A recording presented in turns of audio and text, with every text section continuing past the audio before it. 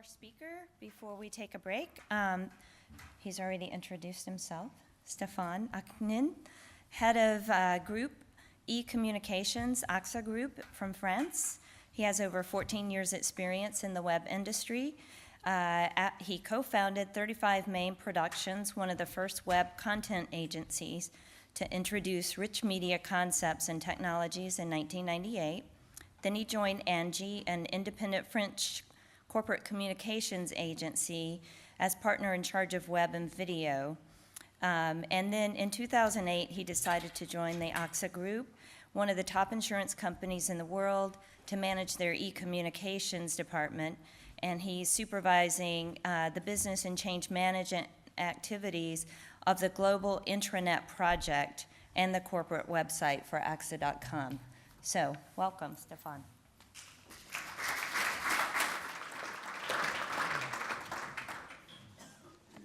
Morning, everyone. So I'm very pleased to be here talking about the case study of AXA.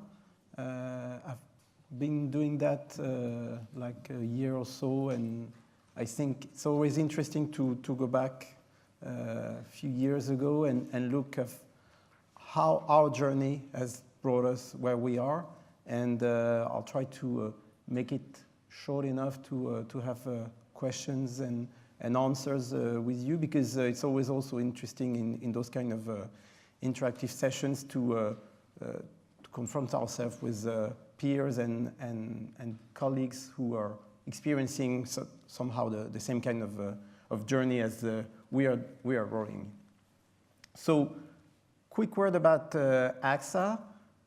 We are so-called the #1 global insurance brand, and our presence is quite large, so to speak. But the interesting point about that is that what you might not know about AXA is that we're a very young group, basically 25 years of age.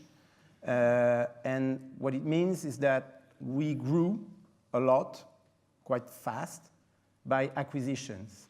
And the state of the situation we inherited it basically, and that leads to the topic of the day, is that we are a very decentralized company with power very wide shared throughout the companies we have, local governance being really very present, CEOs at regions and at the countries level having great power, and also it means the same in terms of IT.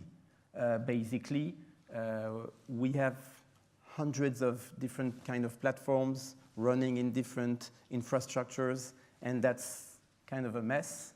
So when you look at the situation and you say, okay, what do we do to be a better connected company, to be more agile, to be more efficient, dealing with all these crises keep coming through in the financial industry?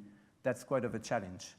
And basically, as you mentioned, Tricia, I joined AXA in 2008 with a good challenge in front of us, being, okay, how can we make AXA being only one company, and how can we facilitate this convergence through a kind of program that we could launch at the global level, dealing with intranet, dealing with collaboration, knowledge management, and so on, which was actually something that was probably shared like 10 or 15 years ago across the company, but would never reach a point where we had to go officially from our board.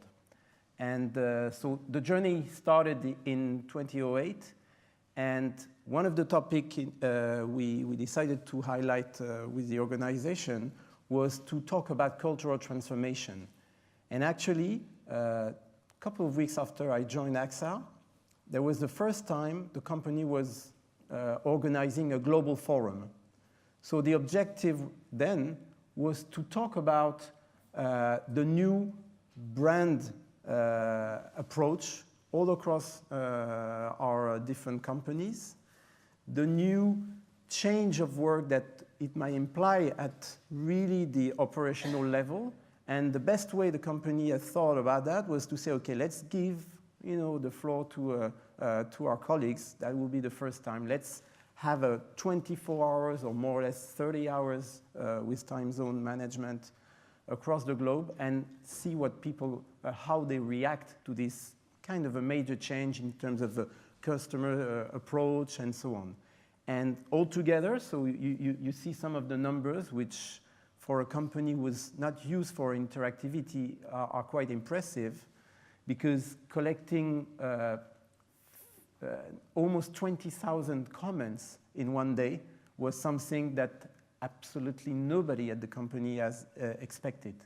So then we said, okay, good, now what do we do with this content? And we worked with a company who was specialized in semantic analysis, and they brought up with many charts, but I extracted one because at that time I was really starting to think of this new organization approach or change approach about intranet, the situation today, and I didn't really know how to get the point and not having it top down and so on. And I look at this and I thought, well, it's the best case I could have ever imagined to really launch through all the company a full-fledged reflection on intranet, collaboration, knowledge management, and so on. Because all the topics that you see highlighted in red were really captured from the key posts that we saw from our end users, from our colleagues. And talking about strategic initiatives, those were the expectations they really shared with our boards, members, and the people who animated those forums. So we said, okay, they want ability to change, they want to have a participative process, they want to people walking the talk, they're asking what they do for the company, they want to have more insight of the company's culture and so on. Basically, everything was there for us to start really our journey. So basically, we knew as well that we were moving from isolated intranet websites all over the place and workspaces as well, collaborative spaces and so, into one single platform. That was the objective we thought of, but basically we needed to reinforce our thought by asking the people what they wanted. So we wanted to do that because we were living in a silo situation, very, very dramatic at that point. Taking just one example, I'm working at the headquarters in Paris. AXA is a French company, so the biggest, one of the biggest company at AXA is AXA France, almost 15,000 people, so they're like 20 minutes away from my place. I cannot connect to their intranet. They cannot connect to mine. So there's no way for us to really see what's happening and not even talking about sharing things online. So that's the kind of issue we were dealing with on a daily basis, basically. And we thought, okay, we're going to have to be all in one place, and it's going to be cheaper, let's say. No ROI, neither. That was not part of really the request from our board, but at least let's try to converge because it's kind of obvious. We are lacking behind our competitors on that, so we need to move on. So what was our scope, basically? We worked all together with one representative from each of AXA company, and we said, okay, you are sharing the requirements, you are going to tell us what you want, and we're going to see what we can offer in front of these expectations. And we limited the scope to really be able to build a foundation, because knowing where we came from and having discussed with many companies across, we hadn't a mandate for 10 years. We hadn't the money for 10 years. So we said, okay, we're not going to transform the company so widely, so we really need to focus on some concrete business benefits, some changes that will effectively be good for us.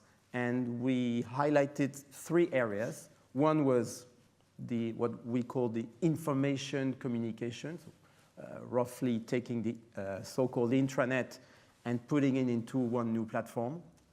The second being the collaborative and working project kind of thing to move it also across the same platform. And the third being what was called then the knowledge or knowledge management, implicating both the documents, so all the data that is going through, and the people, because as the question was highlighted a few minutes ago, what are our experts doing with their knowledge? I mean, another example, I think in France, average year is about 50 years old. So we have a big issue in the coming years. What is going to happen with the knowledge of all these people? Okay. And then, how are we going to do that? So also, this was a great opportunity for us to walk the talk. So we say, okay, we're not going to take any decision without you guys. So we are walking together into a stage where all the decisions are made together. The simple reason is this is going to be your platform. We're not operating, we're not even thinking of having a corporate entry point or intranet. It's going to be an end user intranet. So you guys running the operations at a local level are the ones who need to be very implicated, because you're going to manage it, you're going to pay for it, you're going to live with it, you're going to sell it to your end users. So if you're not convinced at the first stage, we'll never get there together. So they signed for that, and they have been really cooperative. And if I can already share one of the key success factors, for us, that was the key to almost everything, because it was probably hard at the beginning, took us about a year to convince most of the people, but once that had been decided and really starting with some of the key decisions on the requirement list, on the design, on the kind of common experience that we wanted to create together, then probably we had done the most hard part. Taking another example, we were dealing with sometimes people coming from communication, having design under their responsibility. First question was, okay, how am I going to be able to customize that? Okay, can I really have it look the way I want? Because, you know, in UK, we're very different from Singapore, from everywhere. Yeah, but at the end of the day, we're still aiming at being one company. And then the content and the people will make the difference. So please, just work with us and see if it makes a better trade-off to go into one common platform, one common look and feel. And at the end of the day, this is what we decided. So it's going to be, and it's already now, a seamless kind of navigation, whether you being in the UK, being in Singapore or in Switzerland.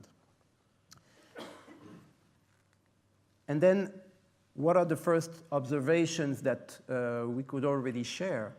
And it has been valid throughout the project phase, and it's also confirmed now that the platform is live, at least in some countries, is that the social part that we decided to integrate has taken, very obviously, the attention and the excitement of the people. Well, you can think of it the other way. We have experienced many projects with changes over the years, and every people who are really project managers had said, you know, it's going to be very hard. The change management piece is the most, hard to go through and so on, because they couldn't really show what would make the difference between what they had to what they are going to have. And over here, if we were only relying on the change of the intranet piece, who cares? I mean, you're going to change my layout. Maybe I'm going to have single sign-on. Fair enough. But so what? Where is the benefit? Where is the real change? And we could see the excitement of people because they were pointing out some of the things that they had asked for and where they could see, and it was confirmed then by some of the cases that I will show later, that really this could be of help for their business, for their support functions, for their end users. So every time we were at roadshows and so on, after a few minutes, it would focus on the social thing and asking all kinds of questions about the code of conduct, about the trade unions, about anything you would. But at least it was really focusing on what was new and what was the major challenge for the company. So, as I said, social being the catalyst, the people really wanted a people-centric approach with new things and even, if I could say, exciting things. They also wanted very much simplicity, user-friendliness. It was mentioned as one of the key success factors earlier on. They wanted openness, but at the same time, dealing with these kind of people, you can imagine, they wanted security. So just highlighting some of the examples that we are giving them, profiles, the kind of things that we're now doing with news versus posts, and also the approach that we decided to have in terms of moderation. And all of these major items were really based on one of our strategic pillars in really the strategic enterprise pillars. You have trust, what is called trust and achievement. So this is endorsed by our management committee, executive committee, and so on. And we could link quite easily with this trust approach. So for us, it was kind of an easy path to say, okay, we're not doing this just because that's the trend of the day or that's because we're lacking behind, but it is also linked to really what the company is asking us. So profiles, you see a couple of examples over here of the kind of business card. Every time you see the name of one person in one of the pages of the platform, you can click on it and you see the business card and you can have direct access to this person. And then you can see the board of this person typing a message, updating their status, and answering some quick questions as well, more or less the same kind of thing that we saw on the Jive example. Second example is that we were kind of struggling with the communication teams whether the news would be still taking over or the posts, because the way the homepage is designed, the presence of the corporate information is quite still obvious because it's needed, because it's a transition mode, probably it will change in a few years' time. But you still have a lot of categories and kind of news that you used to have on your former intranet. But what I've changed is that people have discovered that they could post anything they would just by a click. And the most interesting part is that the post that we launched in December in some countries, and now when you look back at some of the numbers and the results and the ranking of the post, you see that the ones who have dragged the most people were posted by senior executive people who were definitely not the same kind of Alcatel-Lucent CEO, not their cup of tea, not their usual thing to do. But somehow, and for different reasons, I'll come back to that later, they moved in. They were convinced by some people that it could have been at least a good thing to try. And taking the example of the Swiss CEO, for instance, the first day Swiss joined the platform, he posted a message saying that, yeah, he was convinced that it would change and it would be for the good of the company, and encouraging people to answer and to participate, to try, to test and learn. More than 2,000 visits in a few days' time. So, of course, the people who encouraged him to do that now have a case. They could come back to him and say, okay, you want to have an audience to listen to one of your topic, even if it's a tough one? Go for it. Post something. And I'm just going to read because I don't know if you can, but that's one of the extract of his post. I hope that even employees and colleagues who have been longer in the insurance industry than I am take an active part in such discussion. This allows beginners like me to benefit from the experience better. Another example was how to capitalize on the fact that we have a real life and we have a virtual life, and the two can be combined thanks for the use of the new platform. So that's an example in the US where they had a town hall meeting and they thought, okay, now this is our main communication channel, but this is also our main source of feedback from our end users. How can we leverage that throughout the town hall meeting? So they decided to ask 2 people, one assistant and one actuary, so 2 very different profiles, to be bloggers 1 week before or 10 days before the town hall meeting, saying, okay, go for that, introduce yourself, and be the spokesperson on stage in a week time. So try to collect and gather the information that the people would like to have on stage to the EXCOM members. So they were on stage, and most of the questions were coming from the dozens or hundreds of visits that they had on the post. Say to the EXCOM members that it was coming from the platform, and then after the town hall, showing also some of the comments or some of the supplementary information that was not shared on stage because people didn't have time. So for instance, the chief marketing officer, recently joining the company, member of the EXCOM, took the opportunity, seeing that it was one of the areas where a lot of people were going, to just drop a message about customer centricity and how could people share their ideas and so, because that was one of the topics who probably had not time enough during the town hall meeting. So really like some tips, and very practical ones, without a lot of investment, but just thinking and sharing with the team engaged to see how they could leverage that. So now, still, a lot of challenge ahead of us.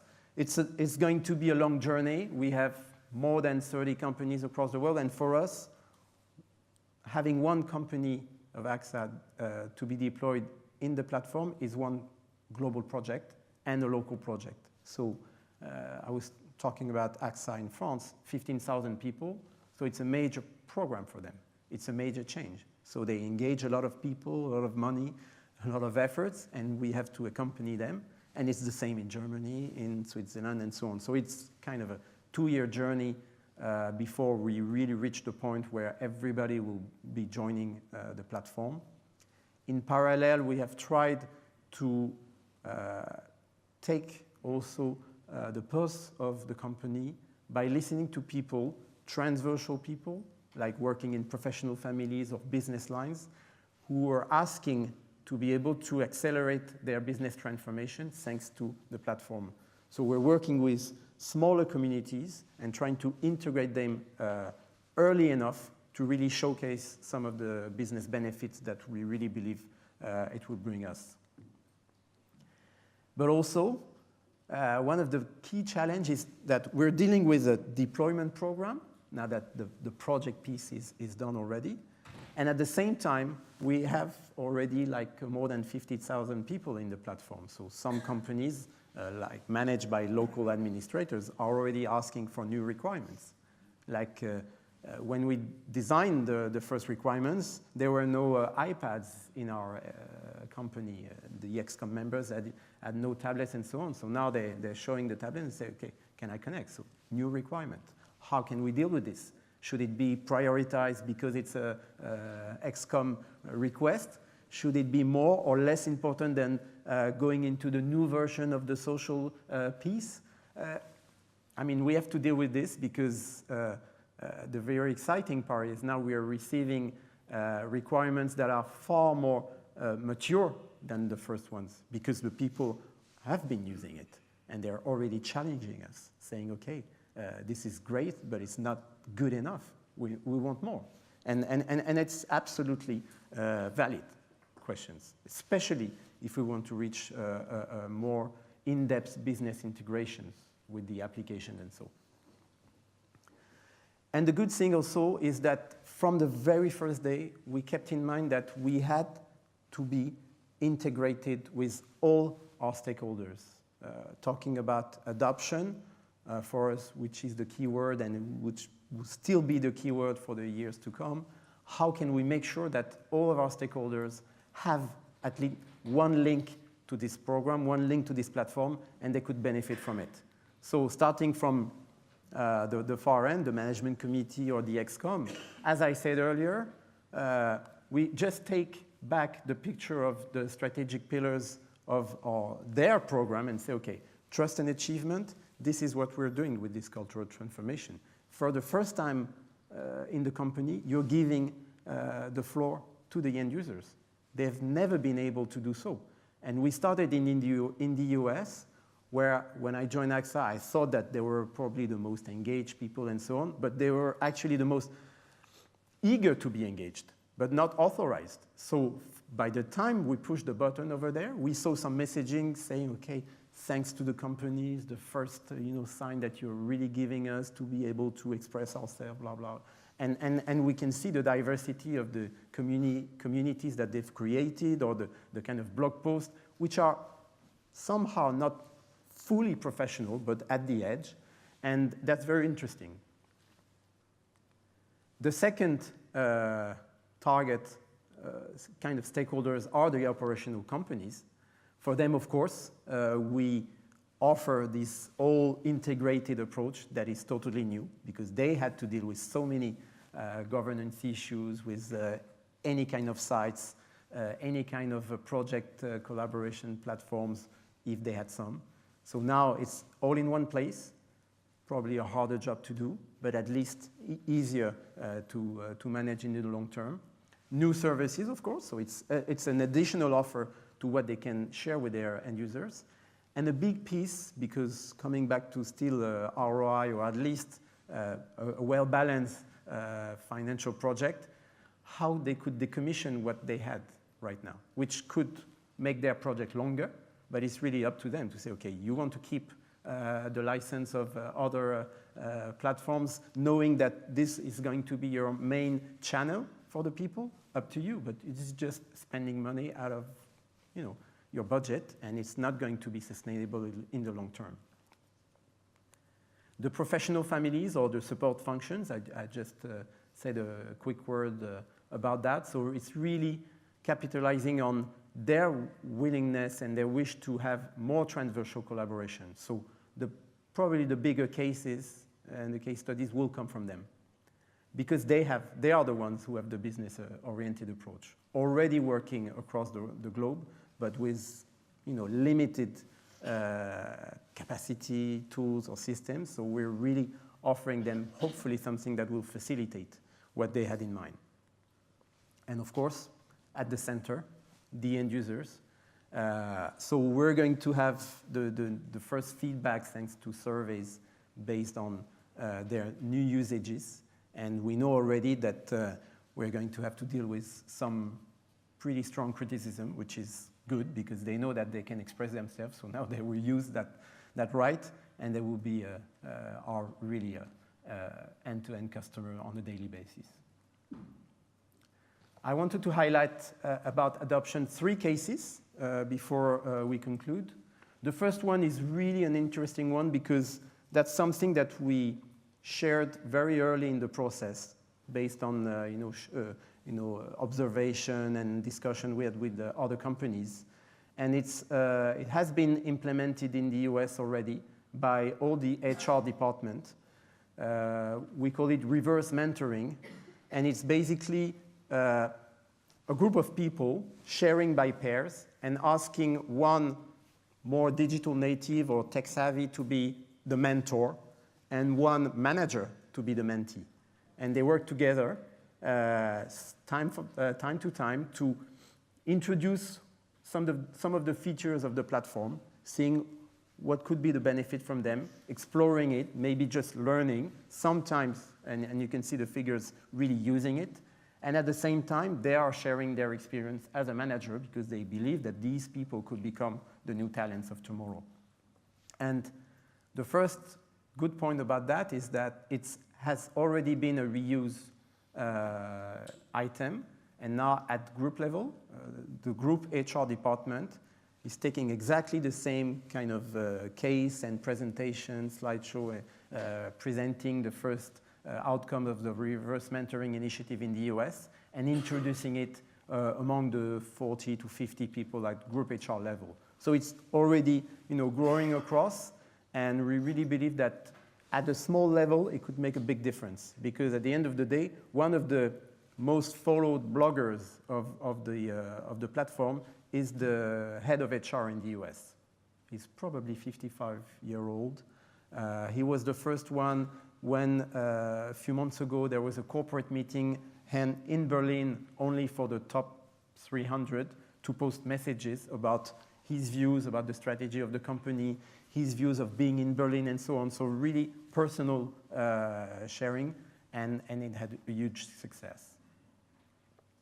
Second case is how some of the companies deal with these new opportunities. So their approach is to say, okay, we need ambassadors, but asking people on top of their job to be ambassadors because they believe that this will change the way we work is extremely difficult, especially in companies that are not culturally prepared.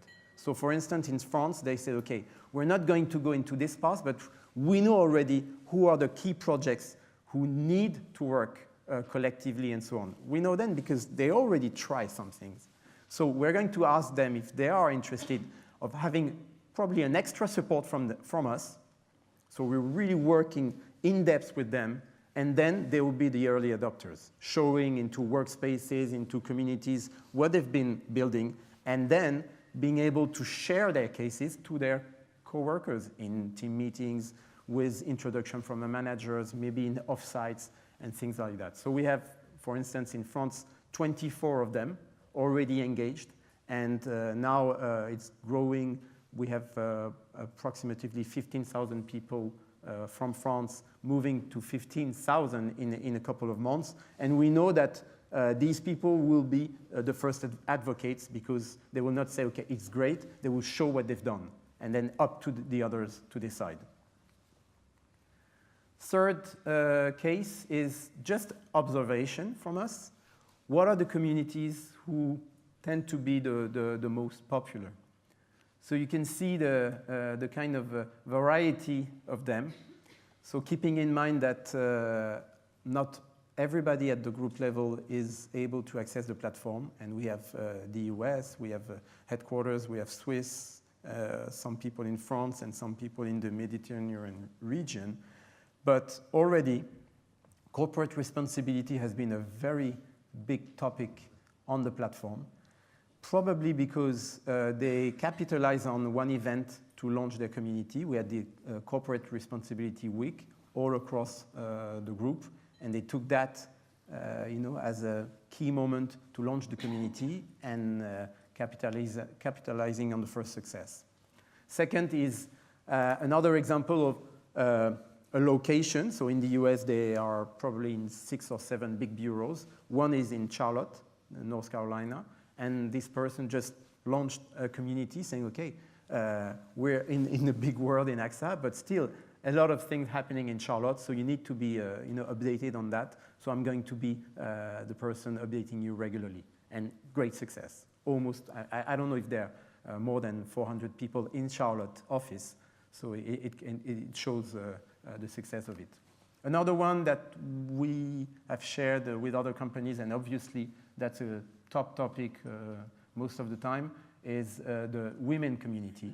So it's nothing new, actually. It was existing before the platform was available, and they just took the opportunity to say, okay, now we exist in the real world as a community.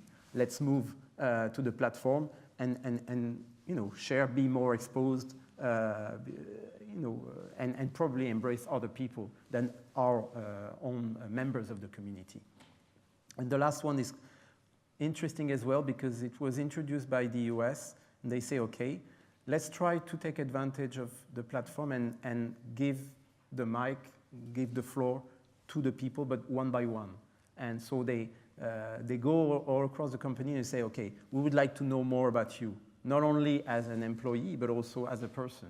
So the first person who was introduced through this Get to Know Me community by video, so they are not all presenting themselves by video, but sometimes by pictures or just text, was the CEO. And the CEO has a very interesting life, born in Africa and so on. So he had already some personal values to share through his own experience, and that was his way to ask people to join. And now they have more than 800 people, members of the community, And it's a public community, so anybody can go. I'm not a member of it, but I'm following it regularly. And it's very interesting because it's offering the possibility for people to introduce themselves in a different way and without being judged or, anything that they were probably too shy on not daring to do initially. Now, before the break, and thinking back of how our managers could put a lot of pressure on us, I wanted to share 2 ways to conclude, and maybe you can give your own views on that. I'll let you read if you can.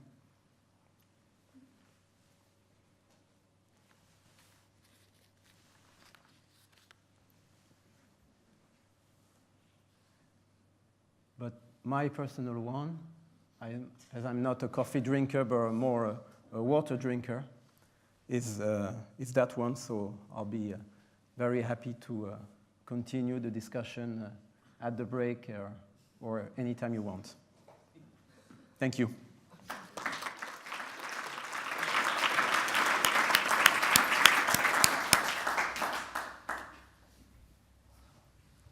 Are there any questions?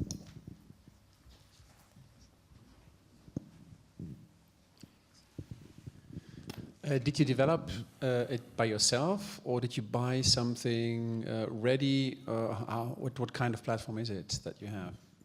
So, as I said earlier, our list of requirements were pretty large. So we opened it in an RFP to some vendors. And at the end, only the big ones came with an answer. So being Microsoft and IBM, we had both Microsoft and IBM legacy across the company, so we would not have made such a big difference. So at the end, we chose IBM, and our objective was not to go for best of breed in any of the social features or other features like publishing features, portal things, and so on, but really to have one vendor being able to share a software suite and trying to help us to integrate them, which is not the easiest part, but at least to create an end-user experience that is seamless. So you enter through a portal and you have both the content, the social, the search, and everything into one place.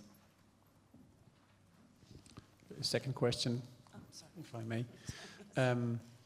The introduction, is it self-explaining? Is it intuitive? Or you talked about the mentoring, the reverse mentoring program, but did you do any programs, workshops, trainings, etc., to understand the tool? I can imagine that if you have IBM, it's not automatically intuitive. No, it's not. It's a big change because, for instance, taking the social piece, we decided to customize it the least we could. So it means that it arrives with all the features already available. So it's great, but also it's overwhelming.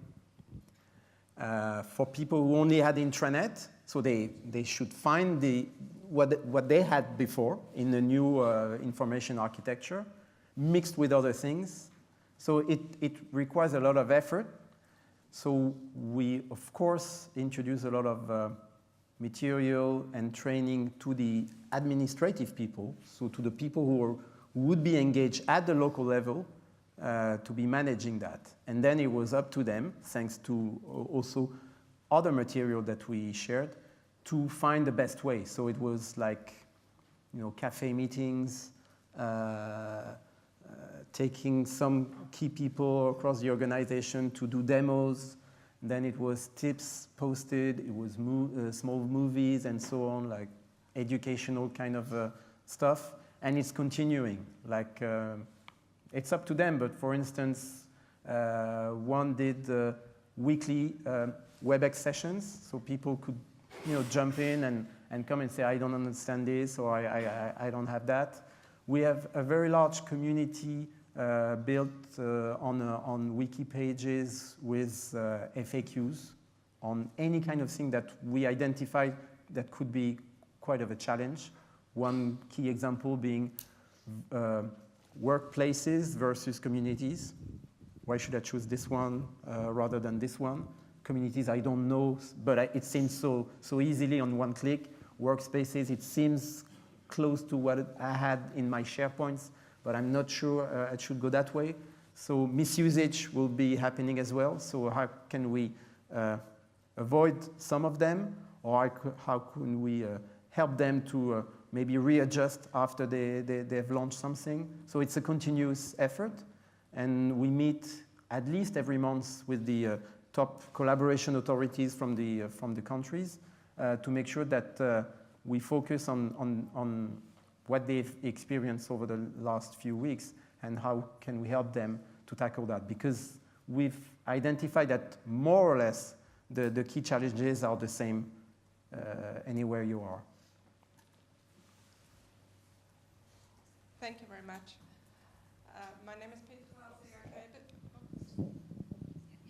My name is Petra Seeger-Kelbe from Allianz.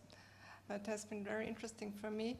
And I wonder if your new network has replaced all the local intranets. It is the objective. Like from the time that we decided to launch the program, it has become a mandatory program at the group level, endorsed by the management committee and the executive committee. So it means that it's going to be the new platform for the whole group. So as I said earlier, you can keep your old intranet, but what for? So then after, it's really a local deployment strategy. Whether it's a big bang, I'm just shutting down my old and opening the new one, or I could do it progressively because I have some legacy that I will not be able to migrate because I'd rather maybe limit the duration of my project and be one of the first to join, but it means that this legacy has to stay for different reasons and so on. But the objective, yes, of course, is to decommission and shut down all the existing intranets. Thank you. And I have a second question concerning the language. In which language are you communicating? I guess in English. And what about the local languages? So before talking about communication, what the end user see is his language, because he's arriving on his page, so everything is designed for himself. So all the navigation and layout is in his own language, and he can choose to change, but by default it's based on his credentials. So that's for the layout and the navigation. Now, as for the content, it's up to the publishers. So whether you're one of the publisher, corporate communication, or any other contributor, you publish in the language you think that is the most relevant, or sometimes you have to. So taking example of the Swiss, corporate communication is publishing content in German, French, and Italian. So they have their own ability to translate and so on. Now, coming for the social piece, you just have to adapt yourself, because if you want to publish in Japanese, you can. Now, if you answering by a comment to a blog post in English in Japanese, you're probably sure that apart from your colleagues, nobody will understand you. So it's just like common sense for people to adapt themselves. And I'm pretty sure that in a few months' time, we'll see one of the requirements that was not highlighted at the very beginning, which will be, how can I make sure that I understand what's going on in these social feeds? Well, I can use Google Translate, but for some reasonable people, they know that in terms of security, that's not the best. And there are also new ways of maybe integrating some translation button who could just show the page immediately. So we would have solution for that, but so far it's not a requirement. So it could be kind of a Babel tower, but so far it's more English on the social piece, except for all the private communities that goes within a country, let's say, and the people, they speak like they speak together. If they have to speak in French, well, they should probably continue on that. So you miss opportunities, except if you really want to translate, but I guess it's going to be a self-adaptation over time. All right, one more question. Hi, Stefan, Adam Cutforth, Air Liquide. Just have a question about dealing with the legacy of knowledge, piles of knowledge in file servers and wikis and existing systems, and the positioning of knowledge management as a discipline within the company.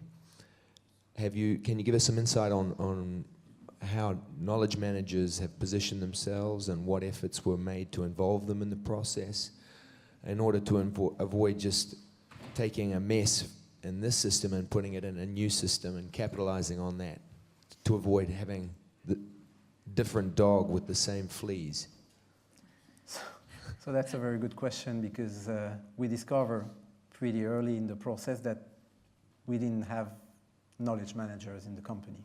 So it meant that obviously in some, they were extremely cautious about that. So having potentially already spaces that were very well organized, maybe really answering the end user's needs. And in some others, it was just a mess. So we said, okay, we're not going to be able to, manage and monitor everything from day one. So it's going to be on your shoulders to see what it means to, come from 30,000 documents and, just clean like 2% of it.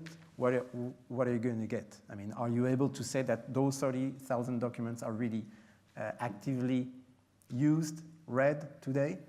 So we try to focus on some good examples. So for instance, we work with a team that is called Operational Excellence. So by definition, we think that they should be the expert of that. And they had 25,000 documents. Now in the platform, they have only 300. So it's not the magic figure. They say that the objective should probably be around 15%. But out of this 15%, they might try to only focus on the very important ones and put them on the platform, which is global, which is open, and keep the other ones for archives. So what is going to be available for the end users? Those 300 and the list or the tags and the keywords of all the other 14+% remaining, and say, okay, this is your contact for that. So that could be one of the good examples to follow. To be honest, as I was just saying earlier, if the deployment strategy is taking longer in some entity, it's because they have to deal with their legacy. And rather than just taking everything and putting it back to the new platform, which actually is not going to be easy because there's no migration magic.